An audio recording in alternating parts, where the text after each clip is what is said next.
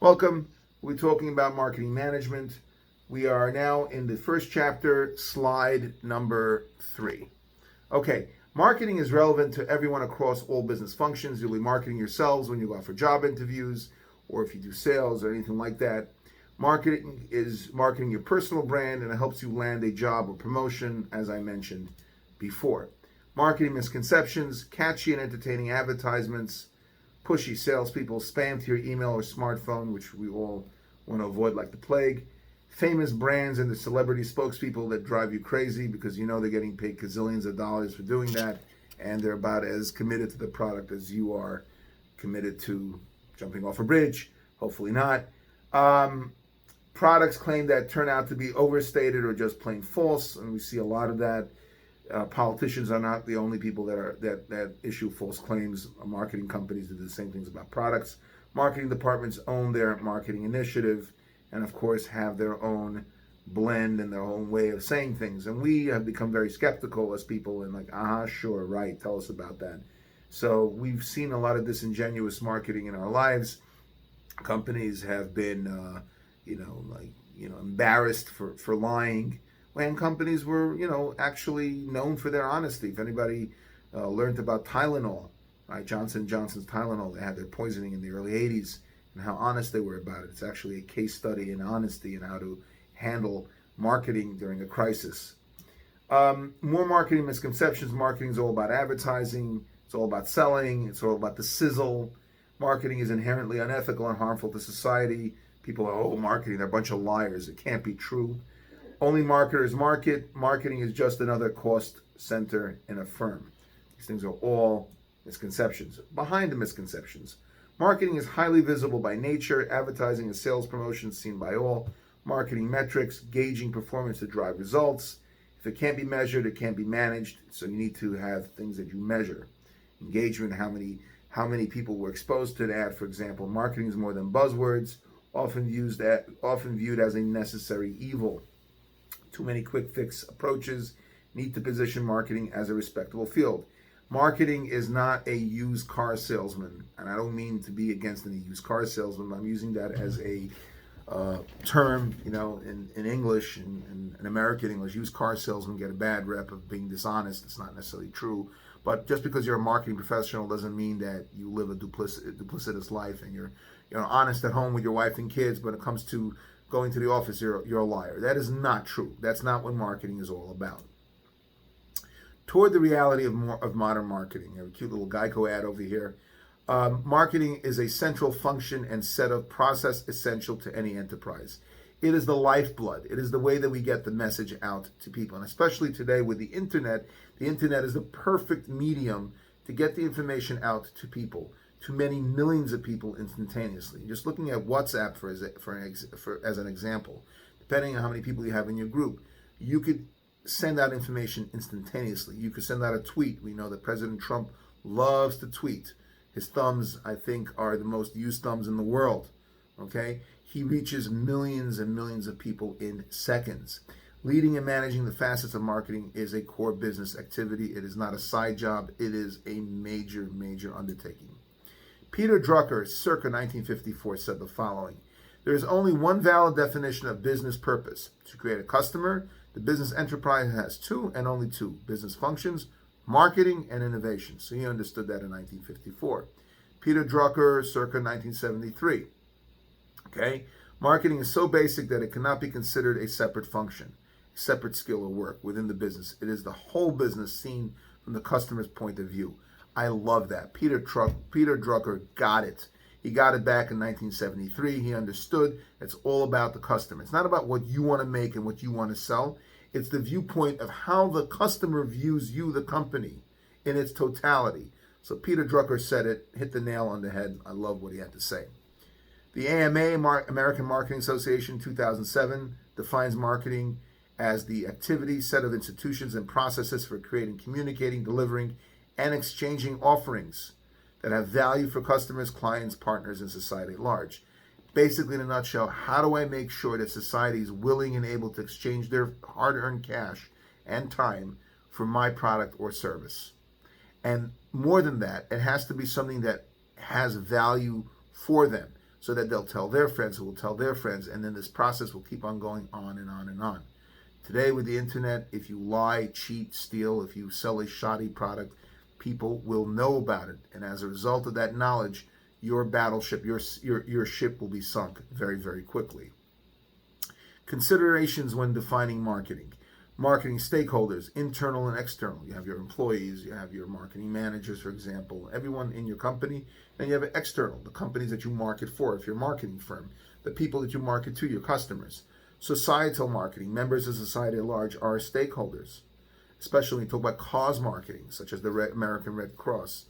Green marketing, environmentally friendly, sustainability, meeting needs without harming future generations. Sustainability is a very, very important thing. I don't care if you're conservative, I don't care if you're a liberal, I don't care if you're the right, left, in the center. Everybody needs planet Earth to thrive, not just to survive. Nobody likes to breathe in dirty air. So this is something that's not a liberal thing or a conservative thing. This is something that all humans need. We need a normal planet. We need a planet that doesn't have polar ice caps melting. We don't need greenhouse gases. We don't want the water levels, we don't want Florida to, God forbid, wash away, especially for those of you that are in Florida right now during quarantine. Definitely you don't want to open your door and, literally walk into the ocean. Nobody wants that. So everybody understands green marketing, making sure that society is not polluted and destroyed. I am a lover of nature. I want my grandchildren to enjoy the fish that I catch there, and I want them to be fishermen and catch fish and hang out in the wild and, see the cute little rabbits running around and the deer on the side of the road, not dead, but running around. I want them to see that. And in order to do that, marketing has to happen. People have to appreciate what this world is and understand that that we as humans are stewards. We are watchmen and watchwomen for the world, and we have to be very careful what we do with this world. Core marketing concept. I'm sorry, what'd you say? Go ask your question. I just asked a question on green marketing. Yeah. What's an example of that? How do companies use green marketing? What do they? I'll give you a perfect, excellent question. How do companies use green marketing? Give you an example. For those of you that can afford Starbucks, and I say that tongue in cheek, Starbucks gets away with charging an inordinate amount of money on a cup of coffee. You could come in and order a coffee that could definitely be $6 or $7. You all agree? Has anybody ever gone to Starbucks here? Yes? Mm-hmm. You literally need a second job to pay for some of that stuff. One of the types of coffees, or two of the types of coffees that they sell, is shade grown coffee and fair trade coffee. What are they both? Well, let's start with fair trade. Fair trade means that you have a market price in coffee. Let's say it's $1 a pound. I'm just using that as an example. It's probably wrong. So that means that most coffee companies will go to the coffee growers and pay them the $1 a pound. Whether or not that dollar is sufficient for them to do well, to be able to go home and feed their family, to be able to pay for all the things they need to pay for. And most companies will say, it's not my business. I am paying the market, and this is what the market value, that's it. Starbucks pays much more than the market value in order to have their coffee growers happy, healthy. They build them schools, they build them clinics, all kinds of wonderful things. They really care about their coffee growers. Also, Starbucks is very into the environment. What is shade-grown coffee? Well, one of the problems that we're having is, and the reason we have all kinds of pollution is because when you cut out trees, I don't get the whole science lesson, but trees basically plants purify the air, okay? We all know this from basic, second, third grade science. If you cut out the rainforests, right, you are basically solidifying pollution around the world. And what is one of the reasons that they cut down rainforests, besides, to use, to make clearings for hotels and whatnot, is to plant coffee. So what they do is they sell a special brand of coffee they claim is very bold and has a certain taste. I don't know. I am a big coffee drinker, but I'm not a connoisseur. They market this as shade grown, that we didn't hurt the environment. This coffee did not hurt the environment. This perfume was not made with any animal experimentation. No animals are harmed in the processing of this product, which I think is an important thing. Why harm animals? They're God's creatures. So basically, they are able to charge a premium price for that because it's cause marketing, it's green marketing, it's all about saving the world, saving the planet. It sells. Anytime you could do that. Even Amoco, BP, they changed BP, right? The green logo. Although Amoco, beat British Petroleum, they polluted a lot. But at least from a marketing concept, they wanted to show that they're clean. Have I answered your question well? Yeah, thank Okay. you. You're welcome.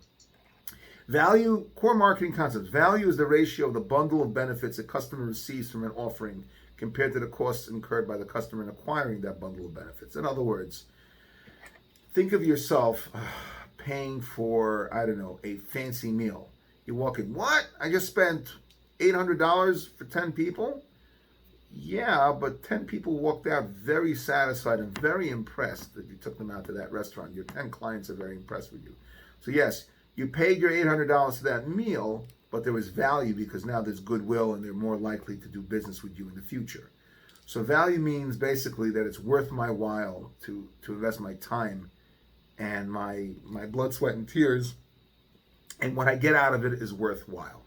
Exchange occurs when people give up something of value to them for something else they desire to have. Exchange usually involves money, but can involve trade or barter of time, skill, expertise, and intellectual capital. So in order for exchange to be meaningful, the exchange really has to have value. If I would have made this slide, I would have put exchange first and then explain how value plays into it. But both of them are intertwined. Everybody got it?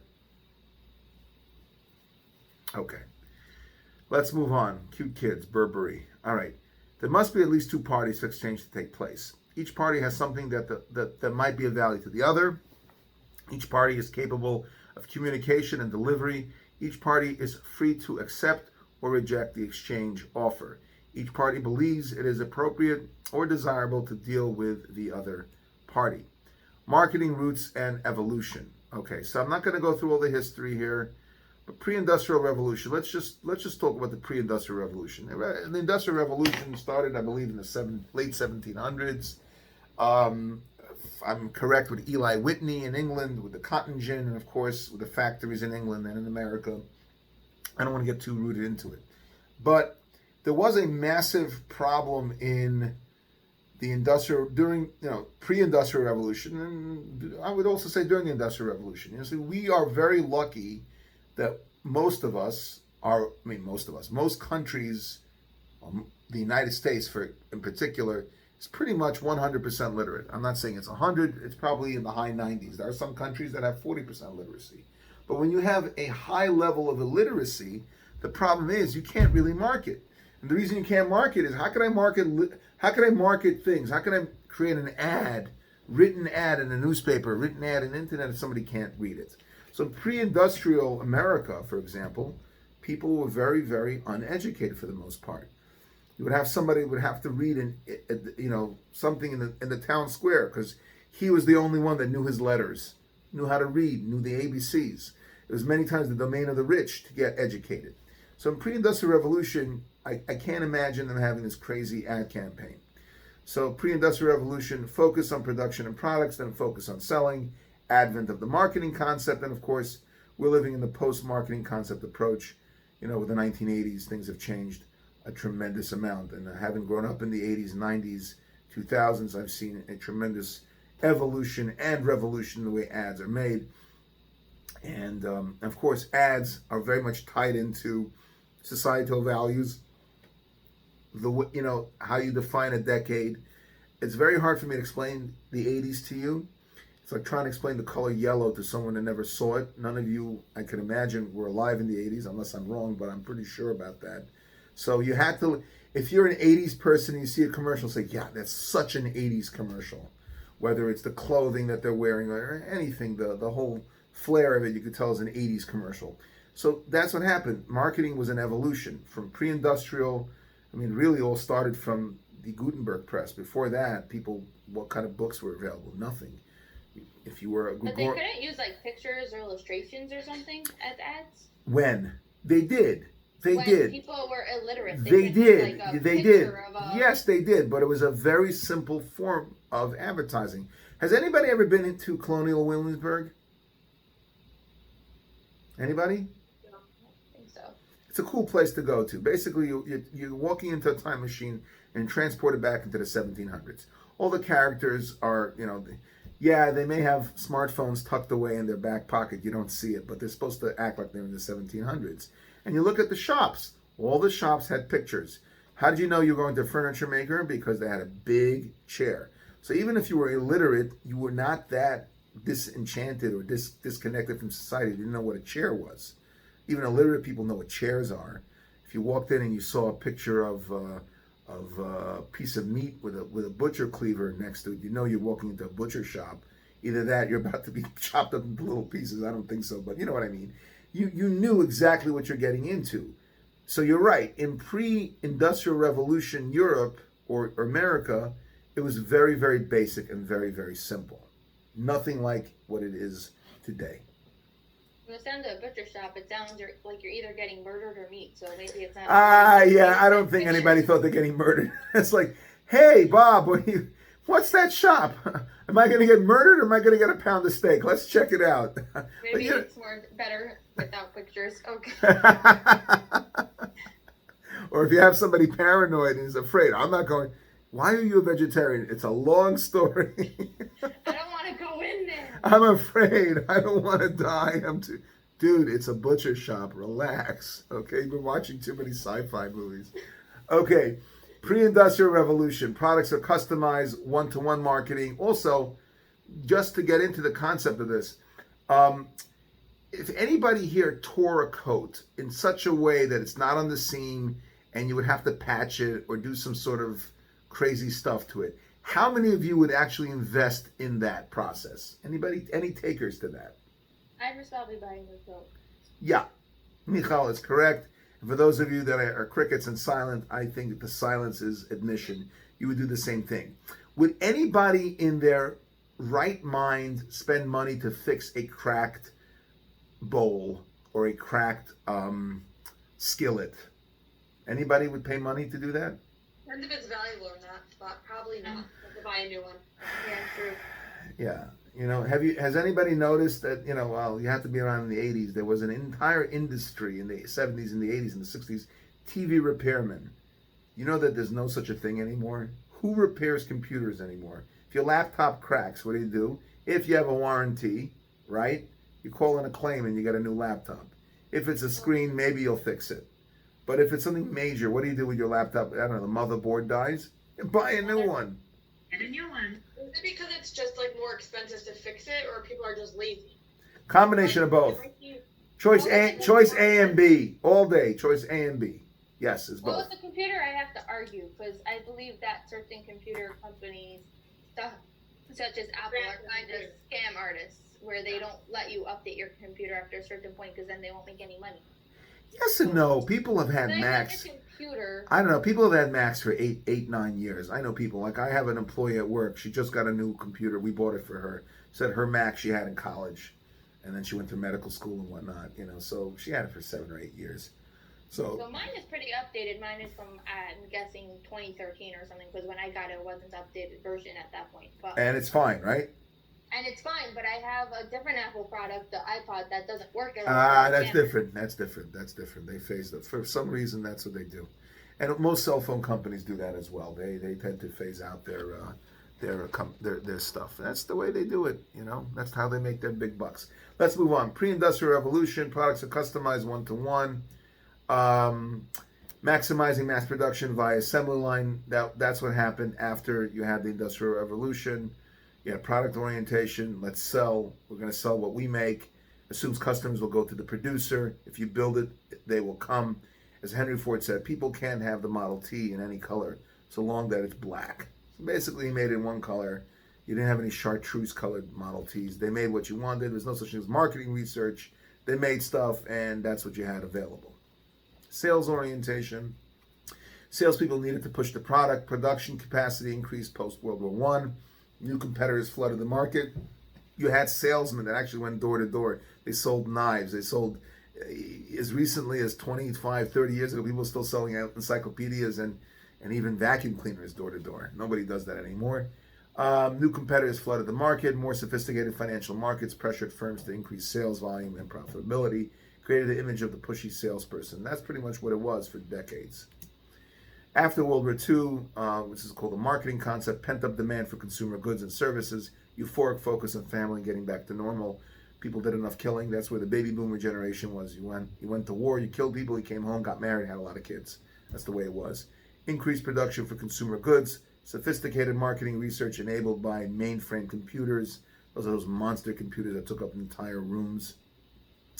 Marketing concepts spread into the 60s and the 70s, led to allowing the market to decide what products it wanted to, which gave rise to marketing planning, which is where we're headed towards. In the mid-60s, the 4 Ps were looked at: the product, price, place, and promotion. Today, more sophisticated view of 4 Ps, products or offerings, focuses on solutions, pain points, for example. Those are the products that sell the best online, the ones that people have a pain. Oh my gosh, how am I going to keep all my soap, my shampoo, and my shaver and everything in the shower? It's all over the place. People, you walk into some bathrooms, you'll see the tub looks like a disaster. That's why you have these little caddies, these little containers that hold everything neatly.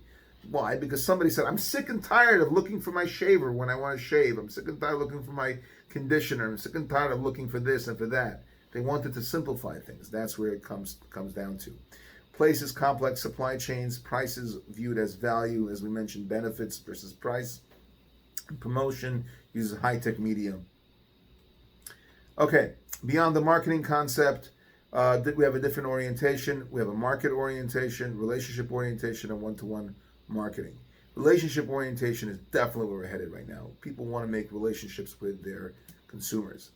Let's look at differentiation orientation. Clearly communicates how the firm products are different from their competitors, which is so important today because you have a plethora of products out there. Walk down an aisle in, I don't know, any grocery store. We'll go to ShopRite, for example. You go down the cereal aisle. You're inundated. Your eyes are just like, whoa. How does that cereal box scream out to me? That's the job of marketing. Marketing orientation, implementation of the marketing concept includes customer orientation. The customer is at the core. But in that, you definitely have mixed in elements of the differentiation orientation, because in order to get to that customer, you have to show that you are different than they are, than your competitor is, so that you're able to get them to buy your product or look at your service. Relationship orientation focuses on customer retention. CRM, customer relationship management, drives customer satisfaction and loyalty.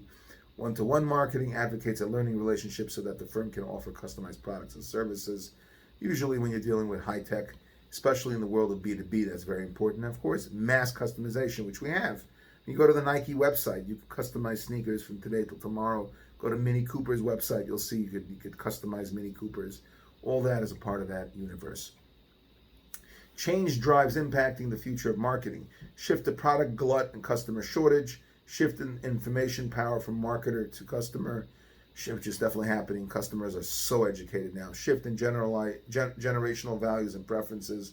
Shift in distinguishing marketing, big M, from marketing, little m. Marketing from the point of view of the company that wants to make what it wants to make versus what the person, me, what do I want? Shift to demanding return on marketing investment. I buy a product, it has to do something for me. I have to be able to come out with something. And that, for example, when people advertise or market exercise machines, what are they marketing? They're showing you, if you invest the $700 or $800 on this, the Peloton bicycle. Anybody know anything about the Peloton? Anybody ever seen it? Yes, no, maybe? Well, Peloton bicycle is basically this exercise bike. It has a TV screen, you have a subscription, and you get all these cool classes, and you basically don't need to go to the gym. And what's the return on investment in that marketing? An amazing physique. You walk out, you look, wow, you lost so much weight. You look so healthy, you look so good. Wow, how are you in such great shape? Everybody wants to be in great shape. Everybody wants to compliment them on how they look and how they look young. Nobody says, wow, you look so old. Isn't that great? Nobody feels good, even if you are old. Everybody likes to be complimented. So people want to feel like they got a return on their marketing investment. The balance of power shifting between marketers and their customers, both in business to consumer and B2B markets, which is business to business. Not only is a customer orientation desirable, but also in today's market, it's a necessity for survival, especially in B2B. The people that make decisions in these companies are people, and they need to be basically made to feel safe and to feel good about themselves and to trust the other side. New market realities, competitors proliferate, they're all over the place. All secrets are open secrets now. Innovation is universal. Information overwhelms, and depreciates. Easy growth makes hard times, and customers have less time than ever to make decisions and to enjoy their products. Laptop comes out, it's already obsolete. Shift in information power from marketer to customer. Customers of all kinds have nearly limitless access to information about companies, products, competitors, other customers, and even detailed elements of marketing plan and strategies. Shift in generational values and preferences impacts the firm's message and the method by which that message is communicated. Impacts marketing in the terms of human resources. As a human resource manager now, you have to consider marketing managers and all the support staff that go along with that. And generational changes are nothing new and have to be factored in. Talk to anybody who was alive as a kid in the 1960s. They grew up totally different than people that grew up in the 90s and the 2000s. I'm Generation X. I grew up in the 70s and the 80s, so I'm kind of that bridge between the baby boom generation and millennials. I get both sides. I have values. I have quote unquote, I still have the old fashioned values, but I understand the needs to an extent of the newer generation, which kind of makes us perfectly suited for management, at least mid-management level positions, because we get it. We understand both, the divide. We totally understand the divide. Marketing, big M, strategic marketing is a long-term firm level commitment to investing in marketing supported at the highest organizational level for the purpose of enhancing organizational performance, which is basically top down, big M. Little n, tactical marketing, which serves the firm and its stakeholders at the functional operational level, which is basically the consumer being courted, so to speak, by the departments, that the salesperson that has that connection. You walk in to a store and that favorite salesperson, oh, come, let me show you what just came out.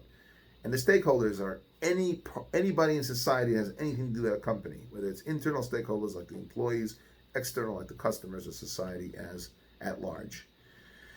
Shift to justifying the relevance and payback of the marketing investment. How can management effectively measure and assess the levels of success of a firm's investment in various aspects of marketing? Well, the only way to do that is to make sure that marketing actually led to the desired outcome of sales. That's the easiest way to see what you've done. Metrics must be designed for key benchmarks for improvement and help you be able to compare yourself to other companies within the same industry. Marketing metrics. Marketing is a fuzzy field, because it's hard to gauge truly why people did what they did. Sometimes it's hard. You have to have that feel to see, okay, this is a fad, or this is going to become a fad. And until that point, I could milk it, or this is going to become a fad so quickly it doesn't even pay for me to get involved. If it can be measured, it can't be managed. Is marketing an expense or an investment? Those are questions you have to ask. CEOs and stockholders expect marketing accountability. And as such, there's a lot of pressure on marketing people to perform. Thank you very much for enjoying and listening to Chapter 1. Have a good evening.